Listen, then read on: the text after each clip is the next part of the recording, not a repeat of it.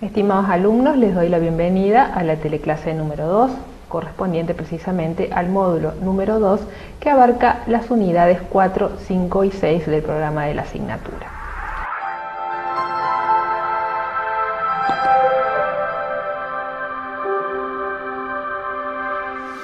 Refiriéndonos específicamente al esquema conceptual de este módulo, vamos a estudiar en el mismo el Estado con sus elementos constitutivos y configurantes, esto es, el territorio, la población, el gobierno y la soberanía. En relación específicamente a este sujeto, primigenio, originario y con capacidad plena del derecho internacional, se estudiarán las situaciones vinculadas con el reconocimiento del mismo por parte de los otros sujetos de la comunidad internacional, como así también los efectos jurídicos derivados del fenómeno de la sucesión de estados en el ámbito de los tratados, los bienes, los archivos y las deudas, materia que es fundamentalmente de naturaleza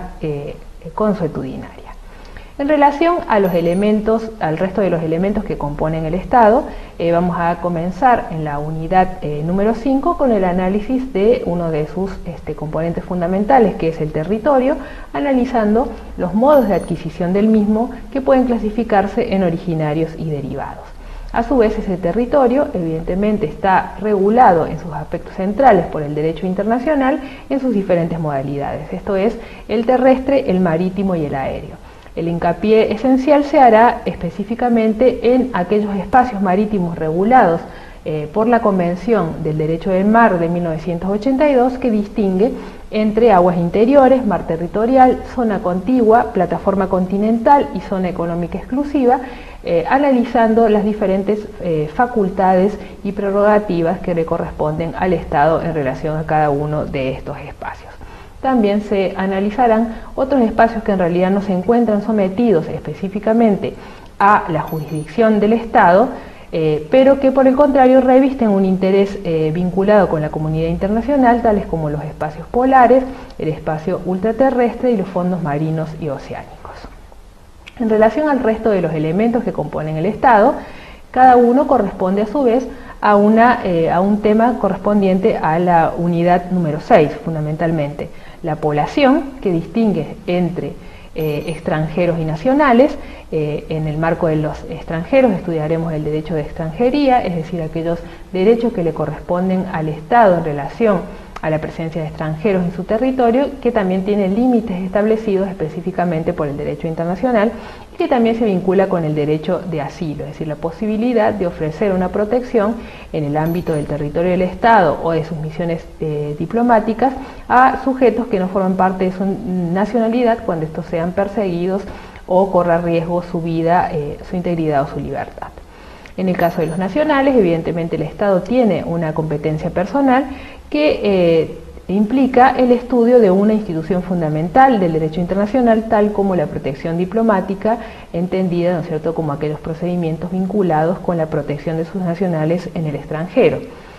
En cuanto al elemento de gobierno, se vincula con otro fenómeno que también opera en relación al Estado en general, que es el reconocimiento ante situaciones en las cuales existe una interrupción de los procedimientos habituales para la sucesión gubernamental. Y finalmente, en relación al elemento de la soberanía, esto pertenece a la unidad número 4, se estudia el concepto de inmunidad estatal en sus dos visiones o versiones: la inmunidad de jurisdicción y la inmunidad de ejecución, es decir, la imposibilidad de someter a otro Estado a los tribunales, mejor dicho, la imposibilidad de someter un Estado a los tribunales de otro Estado, en el caso de la jurisdicción, y en el caso de la inmunidad de ejecución, la imposibilidad de precisamente ejecutar o hacer cumplir una sentencia o un acto administrativo que haya sido dictado en contra del Estado.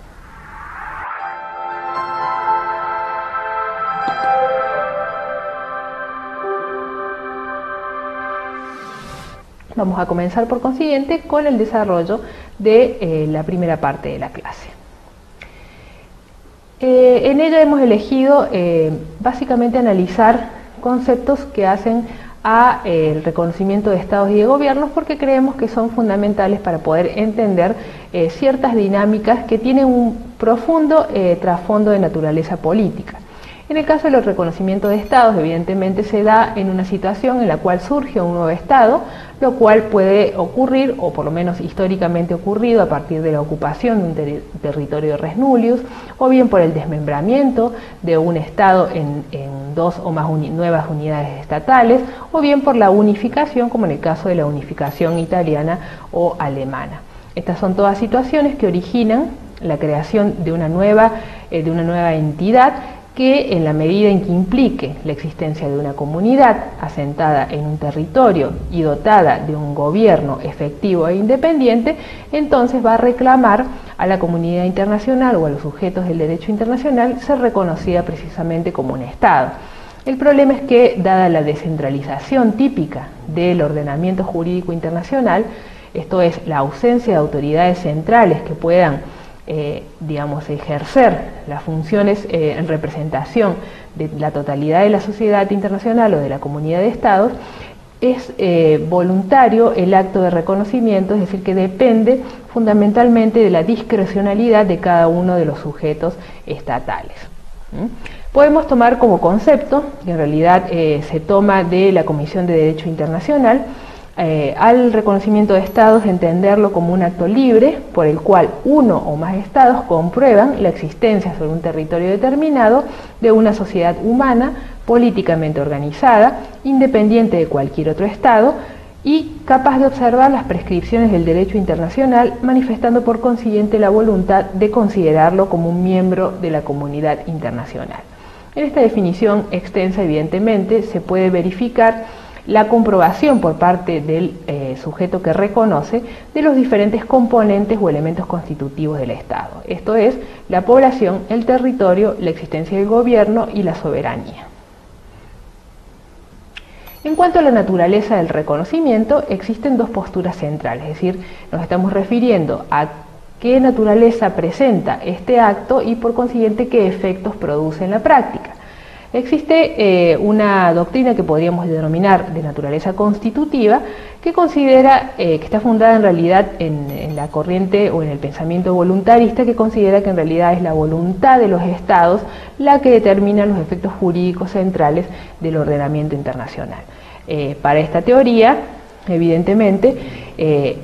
el acto de reconocimiento es el que produce realmente la atribución de personalidad al nuevo sujeto, es decir, mientras no existe ese reconocimiento, no existe un nuevo sujeto del derecho internacional, porque solamente los estados evidentemente pueden dar origen y crear a un nuevo sujeto. Esto genera como consecuencia la relatividad de situaciones, es decir, que haya estados que reconozcan al sujeto, mientras que otros no lo van a reconocer y por lo tanto será sujeto para algunos, mientras que para otros carecerá de esa entidad. Además, evidentemente ello revela la discrecionalidad del reconocimiento porque está sometido exclusivamente a la voluntad del Estado, que puede no desear por cuestiones de oportunidad, por razones políticas, realizar este acto de reconocimiento. Y evidentemente tiene un carácter atributivo en el sentido de que mientras no se opere ese acto, evidentemente para ese sujeto de derecho internacional, la entidad de la que se trate no será considerado como un Estado. Evidentemente la principal crítica que se le realiza a esta doctrina constitutiva reside en el hecho de que si evidentemente la atribución de la personalidad recién opera con el acto de reconocimiento, ello quiere decir que antes de que se produzca ese acto de reconocimiento, esa entidad no es un Estado y por lo tanto no es sujeto de derechos y obligaciones y podría eventualmente incurrir en importantes y graves violaciones al derecho internacional sin la posibilidad de que se le puedan establecer ningún tipo de sanciones porque precisamente no es un sujeto de derecho internacional. Por eso es que para compensar esta crítica es que surge otra doctrina que podríamos denominar declarativa que considera precisamente al reconocimiento de estados como un acto meramente declarativo, es decir, se limita simplemente a verificar la existencia de determinadas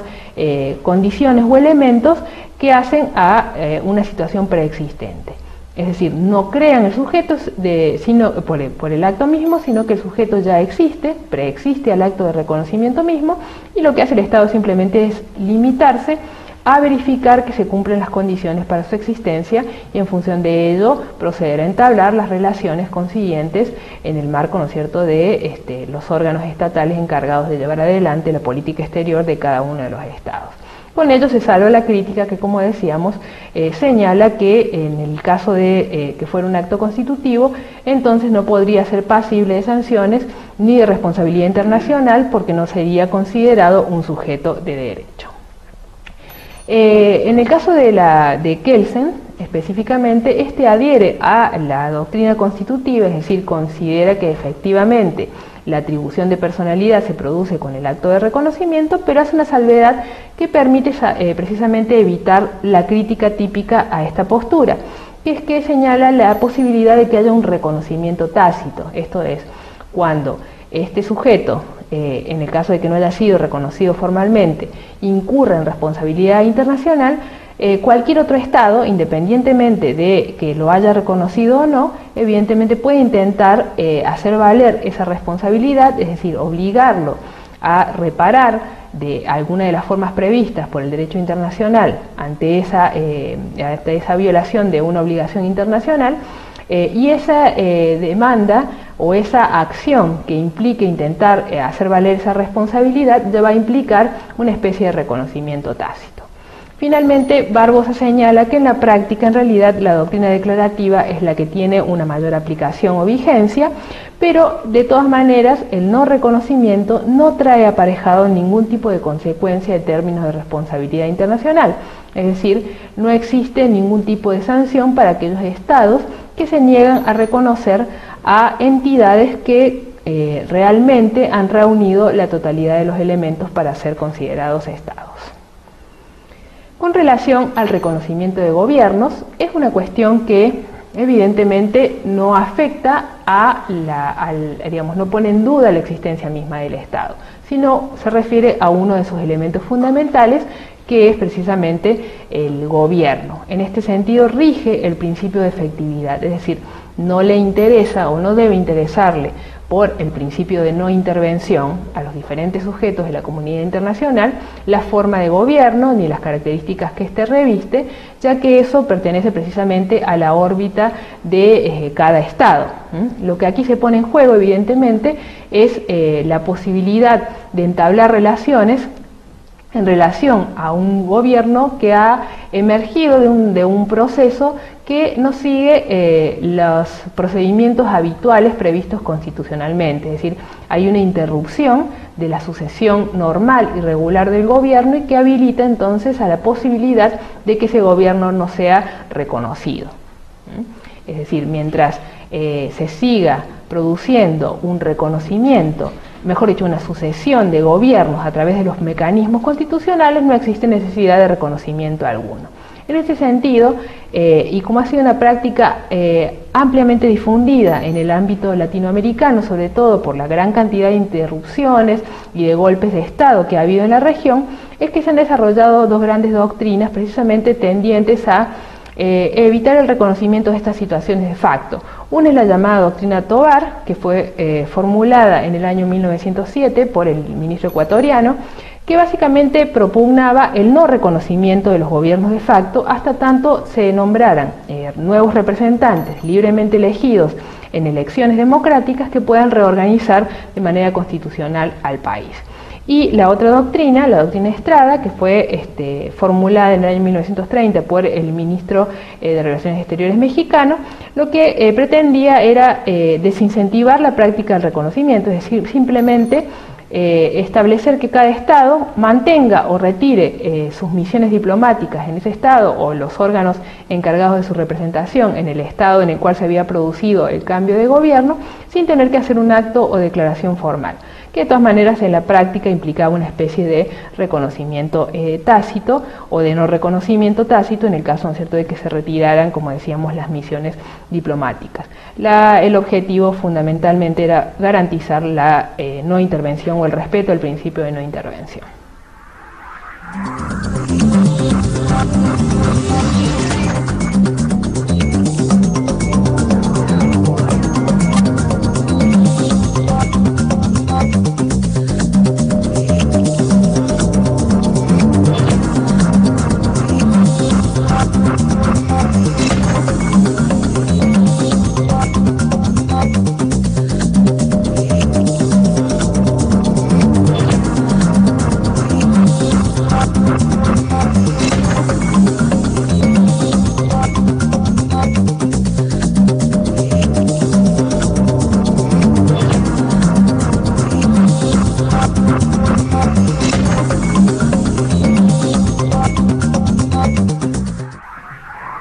Vamos a continuar ahora con una temática vinculada con la unidad 6 y que se refiere a otro de los elementos constitutivos del Estado, fundamentalmente a la población. Como ustedes saben, la población está constituida tanto por nacionales como por extranjeros que se encuentran en el marco del territorio del Estado del cual se trate. Ahora bien, existen situaciones en las cuales el Estado tiene que ejercer una protección respecto a sus nacionales cuando estos se encuentran fuera de su territorio, porque precisamente respecto a ellos ejerce una especie de jurisdicción o soberanía de naturaleza personal, es decir, que se extiende su protección más allá de los límites territoriales de ese Estado. Vinculada precisamente con la protección de esos extranjeros, de sus nacionales en el extranjero, es que surge la institución de la protección diplomática. Esta institución está regulada fundamentalmente en el derecho consuetudinario y se puede definir precisamente como una acción que ejerce un sujeto de derecho internacional respecto a otro sujeto de derecho internacional a favor de ciertos individuos que tienen ligámenes determinados con él. Estamos hablando fundamentalmente de una acción o reclamación en el ámbito internacional, sea judicial o diplomático, que realiza un Estado en relación a otro Estado respecto a individuos que son de su nacionalidad en general y que tienen algún derecho que ha sido conculcado o violado por parte de aquel sujeto contra el cual se reclama. En sí, la finalidad esencial de esta institución de la protección diplomática es prevenir precisamente la violación de las normas del derecho internacional con relación a los extranjeros, es decir, que se respeten aquellos postulados o principios mínimos, conocidos como estándar mínimo del derecho de extranjería, en relación a la persona de los nacionales del Estado reclamante en el Estado reclamado,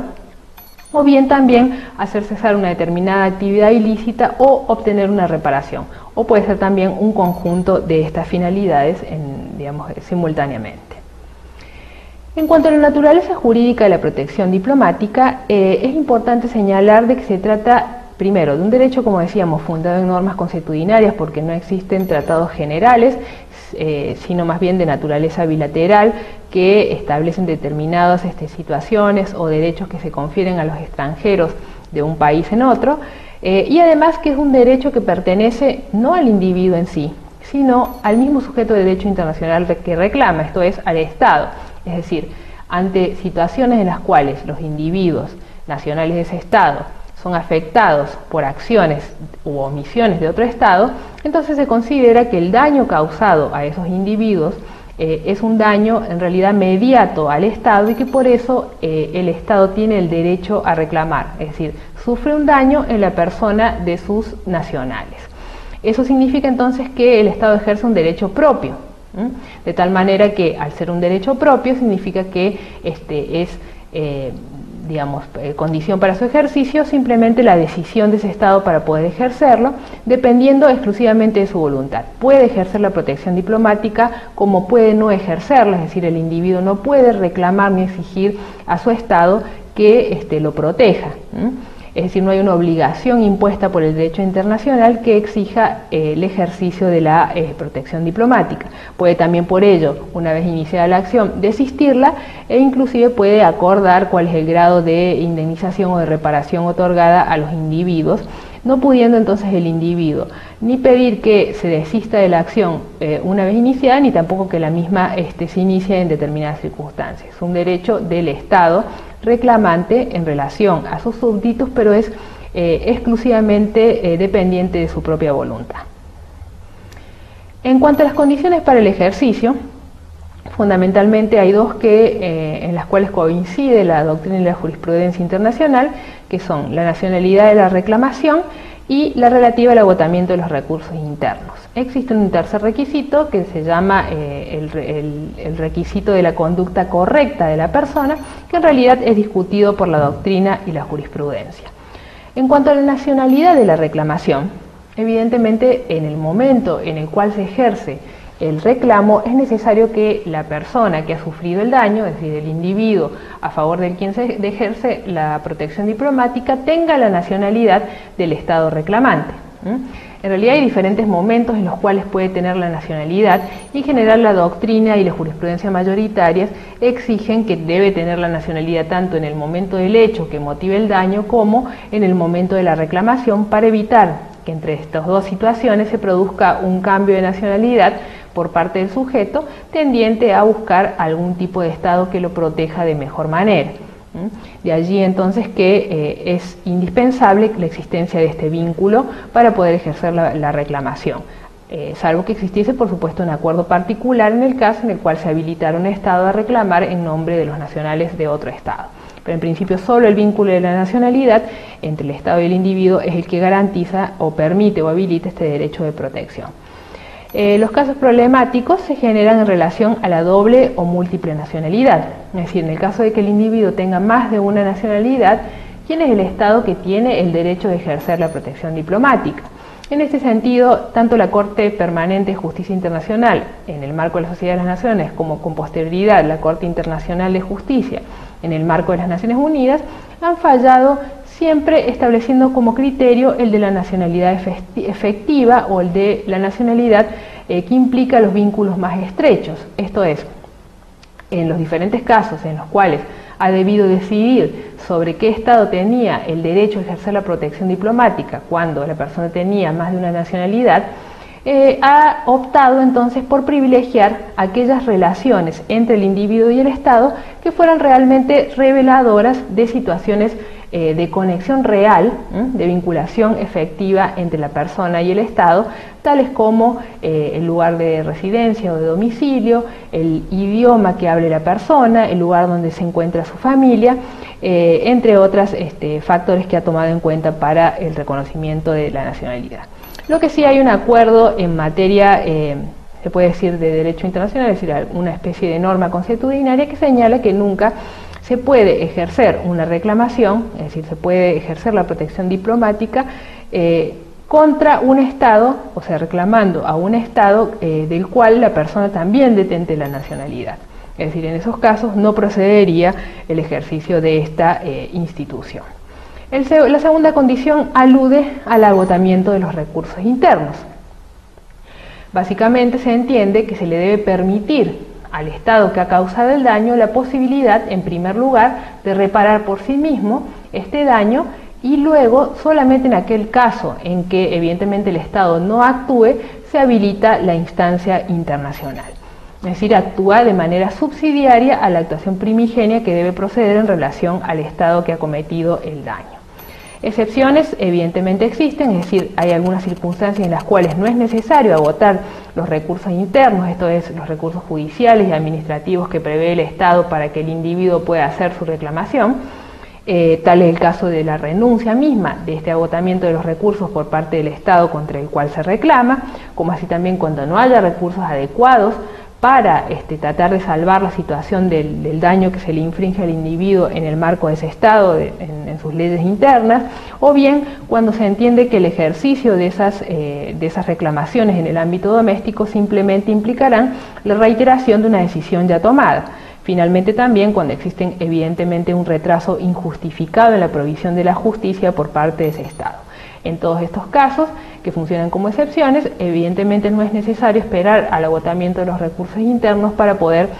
habilitar la vía de la protección diplomática. Finalmente, la tercera condición, que como dijimos era discutida tanto por la doctrina como por la jurisprudencia, se refiere a la necesidad de que la persona a favor de la cual se ejerce esta institución haya tenido una conducta intachable, es decir, que no haya producido con sus actos ninguna violación a las normas del derecho interno del Estado reclamado, ni ninguna norma del derecho internacional, en el caso, ¿no es cierto?, de que se le reconocieran obligaciones por parte de este ámbito jurídico. Se dice que es importante en tres momentos, es decir, para que el Estado del cual es nacional esta persona pueda negarle el ejercicio de la protección, o para que se considere como una causal de inadmisibilidad de la reclamación, o finalmente como una cuestión que tenga que ser examinada en el momento en que se examine el fondo del asunto para poder exonerar de responsabilidad al Estado demandado o servir de base para una demanda reconvencional. De estos tres momentos que he mencionado, en general, los autores coinciden que la mayor importancia está en la tercera de las situaciones, es decir, normalmente los Estados no tienen en cuenta si el sujeto ha incurrido en inconductas o situaciones realmente de violación de normas internas para el ejercicio de la protección, tampoco ha sido normalmente alegado como causal para la inadmisibilidad de la acción, pero sí ha sido tenido en cuenta para, digamos, en el momento de tomar una decisión en el ámbito, ¿no es cierto?, de la resolución del conflicto por parte de sobre todo de los ámbitos jurisdiccionales internacionales, para poder exonerar a la persona, no a la persona, sino al Estado reclamado de su responsabilidad, o disminuir obviamente la obligación de reparar que corresponde, o bien para actuar como base a su vez para una demanda reconvencional en relación precisamente a ese incumplimiento que haya incurrido la persona. Finalmente, otra de las instituciones que tienen que ver con el ámbito de las competencias personales del Estado en relación a, a las personas que se encuentran en su territorio es la institución del asilo. El asilo es una facultad también que le corresponde al Estado, precisamente en virtud del ejercicio de su soberanía, que le permite ofrecer protección a extranjeros que se encuentran en general perseguidos por motivos políticos, de tal manera que corre riesgo su vida o su libertad, y que por eso merecen precisamente el ofrecimiento de un estatus especial que le permita acogerlo dentro del marco geográfico territorial del Estado, que es el que, digamos, otorga este derecho, o bien en el marco de las misiones o legaciones diplomáticas que tuviere en otro Estado. En sí, podemos distinguir en función de esto un asilo territorial, también llamado asilo político, y un asilo diplomático. En el caso del asilo territorial, se define como la protección que el Estado presta en su territorio al acoger en el mismo a personas que llegan a él perseguidas en general por motivaciones políticas y cuya vida o libertad se encuentran en peligro en el estado de procedencia. Hay que tener en cuenta que en el marco del asilo territorial en general no existen normas de naturaleza convencional, y de allí, ¿no es cierto?, la necesidad de promover que se regule esta cuestión en el ámbito de los tratados multilaterales. Sí se regula otra cuestión similar, que es el Estatuto de los Refugiados, pero específicamente hablando es una institución más limitada que la que corresponde al asilado territorial o político. Y finalmente el asilo diplomático, que es una institución propia del ámbito latinoamericano. En realidad tiene una regulación precisamente en el ámbito regional. La principal es la Convención de Caracas sobre Asilo Diplomático de 1954, que establece, ¿no es cierto?, los lugares donde este asilo puede ser prestado, que fundamentalmente reconoce la posibilidad de que sean legaciones, esto es misiones diplomáticas, o bien la misma residencia del jefe de misión, o los lugares específicamente habilitados para recibir asilados, navíos de guerra, campamentos y aeronaves militares. Como procede en relación a delitos de naturaleza política, se establece específicamente en la Convención que la calificación de política de ese delito le corresponde al Estado asilante, es decir, a aquel Estado acreditante en el Estado que realiza la persecución de la persona asilada. El tiempo por el cual se concede siempre es el indispensable para salir del país, y en este sentido el Estado territorial es el que debe o que normalmente solicita el fin de ese asilo, aunque también puede solicitarlo eventualmente el Estado asilante. Finalmente, el derecho del Estado asilante corresponde al traslado del asilado fuera del país, es decir, normalmente el objetivo es permitir la salida del territorio del Estado a la persona que es perseguida políticamente, pudiendo el Estado, digamos, que persigue, o el Estado donde se encuentra la misión diplomática, únicamente indicar la vía de evacuación, pero no el lugar de destino, que normalmente lo decide el mismo Estado asilante.